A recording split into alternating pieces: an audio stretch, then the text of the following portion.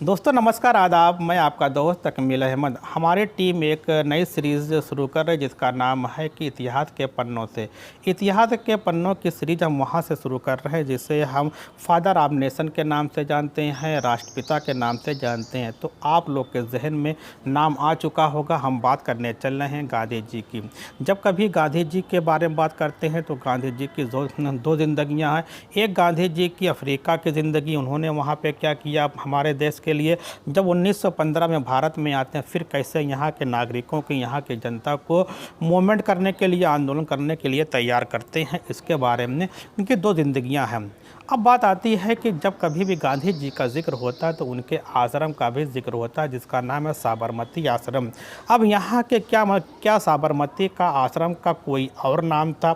जब यह स्थापित हुआ तब क्या नाम था? कब स्थापित हुआ? इसके बारे में जिक्र करते हैं। तो हम जिक्र करने चल रहे हैं कि गांधी जी का भारत में पहला आश्रम जो बना है वो आपका 25 मई 1915 को अहमदाबाद के कोचर क्षेत्र में स्थापित किया गया था और उसका नाम रखा गया था सत्याग्रह आश्रम।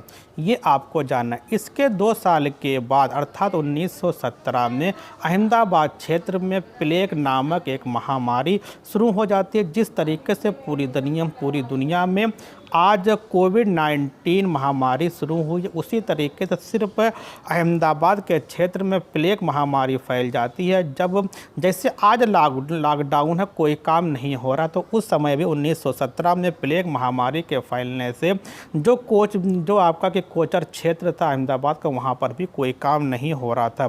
तो गांधी जी ने सोचा कि यहाँ पे कोई काम आश्रम में नहीं हो रहा, तो इनको कहीं स्थापित करना चाहिए। तो लोगों ने क्या किया कि अहमदाबाद के कोचर क्षेत्र से सत्याग्रह जो आश्रम था, इनको गुजरात में एक नदी है साबरमती नदी के किनारे लाकर स्थापित कर देते हैं।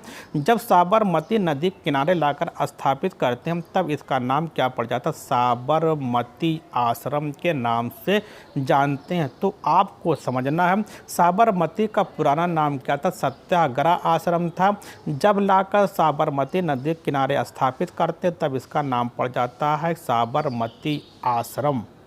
तो ये क्या था कि इतिहास के पन्नों से आज का हमारा पहला टॉपिक था। आपको कैसा लगा प्लीज़ हमको कमेंट बॉक्स में ज़रूर बताइएगा, जिससे आज जो हमारी कमियां हैं उस कमियों को भी आप ज़रूर जिक्र करेंगे, जिससे हम कमियों को दूर करते हुए आपको बेहतर तरीके से इस तरीके से इतिहास के पन्नों को ढूंढते हुए आपके सामने लाते रहे। ओके, थैंक्स, धन्यवाद।